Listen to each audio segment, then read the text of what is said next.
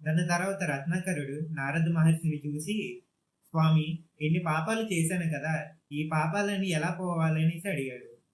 అప్పుడు నారద మహర్షి, రామనామం జపిస్తే నీ పాపాలన్నీ పోతాయని చెప్పాడు.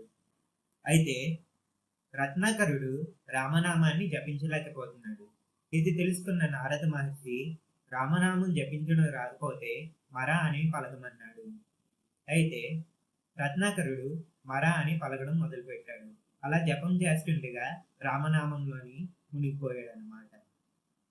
తర్వాత రత్నాకరుడు జ్ఞానంలో ఎంతలా మునిగిపోయాడంటే, ఒక గొంగిలి పురుగు తన చుట్టూ గూడిని అల్లుకొని ఒక సీతాకోక చిలుకలాగా మారినట్టు ఈ రత్నాకరుడు అనే వ్యక్తి జ్ఞానంలో మునిగిపోయి తన చుట్టూ ఒక చీమల పుట్ట ఏర్పడిందని కూడా గ్రహించలేకపోయాడు. దాని తర్వాత అటు నుంచి వెళ్తున్న కొంత మహర్షులు రత్నాకరుని చూసి వాల్మీకి అని పిలవడం మొదలుపెట్టారు. చూశారు కదా, రామనామం ఎంత విశిష్టమైనదో. ఒక దొంగని ఒక మహర్షిగా మార్చింది. అది రామనామంలో ఉన్న ప్రత్యేకత. ఇంకా మంత్రానికి అర్థం తెలుసుకుందాం. ఓం శ్రీరామాయ నమః.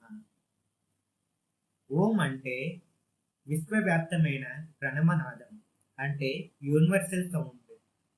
శ్రీ అంటే లక్ష్మీదేవి లేదా లక్ష్మీదేవి కటాక్షం. శుభానికి కూడా శ్రీని వాడుతారు. అలాగే గౌరవప్రదమైన పదానికి కూడా శ్రీని వాడుతారు.